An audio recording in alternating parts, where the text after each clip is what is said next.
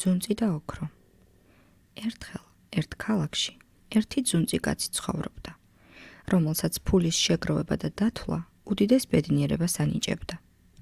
ყოველ დღე დაჯდებოდა ხოლმე სახლში, კარს ჩაკეტავდა, ფანჯრებს ფარდას ჩამოაფარებდა, საწოლის ქვეშიდან კი ოქროს მონეტებით სავსე სკივრს გამოაცურებდა, შემდეგ ფულის მონეტებს სვეტებად დააწყობდა, ითვლიდა და სიხარულისგან თვალები უბრწყინავდა. ერთხელაც სიმდიდრის თვლაში რომ იყო გართული, გონებაში შემზარავმა აზრმა გაუელვა. სანამ სახლში არ ვიქნები, ძარცველები რომ შემოიპარონ და ჩემი ფული წაიღონ, ეს განძი რომ დავკარგო, რა მეშველებაა? ძალიან დადარდიანდა კაცი. იფიქრა და ბოლოს მოიფიქრა.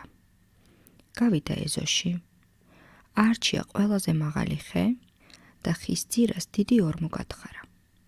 შემდეგ გამოიტანა თავის სკივრი, ჩადო ორმოში და მიწა მიაყარა.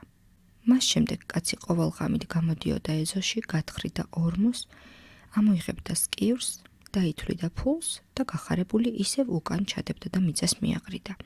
ასე იქცეოდა ყოველ ღამით. ერთხელ, როცა ფულს ითვლიდა, შემთხვევით უცხო კაცმა მოკრა თვალი. ძალიან მოეწონა სკივრი და გადაწყვიტა მოეპარა. როდესაც კაცი წასული იყო, შევიდა მის ეზოში, ამოთხარა ორმო, ამოიღო სკივრი და მის ნაცვლად უბრალო ქვა ჩადო. შემდეგ მიწა მიაყარა და ჩუმად გაიპარა. შინ დაბრუნებული კაცი ღამით მივიდა ხესთან, გათხარა ორმო და რას ხედავს? სკივრი აღარ სადაა, მის ნაცვლად უბრალო ქვა დევს.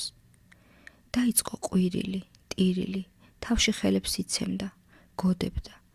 ყველას მოუხმობდა საშველად. გამოიფინენ მეზობლები, გაკვირვებულები უყურებდნენ, ეკითხებოდნენ, რა მოგივიდა, რა დაგემართა, რატომ ტირიო? კაცმა კი ყველას გულახდილა თუ ამბორაც თავს გადახდა. ხალხს ერთი მეზობელი გამოეყო და ჰკითხა. კი, მაგრამ ამდენი ფული თუ გქონდა, ოდესმე დაგიხარჯავს რამე? შენთვის გიყიდია რამე ამ ფულიდან? კაც გაუკვირდა და უთხრა. არა, არასდროს. მე მხოლოდ მათი თვლა მომწონდა, ბედნიერად ვიყავი რომ დაფლული იყო და ვერავინ წაიღებდა. მეზობელმა უპასუხა. მას ძველებურად მიდი ხოლმე ხესთან, ორმოს ჩახედე. მისგან ისეთივე სარგებელს მიიღებ, რასაც იმ ფულისგან იღებდი მანდ რომ მიდო. ამბობენ დამალული სიმდიდრე, დაკარგული სიმდიდრეაო.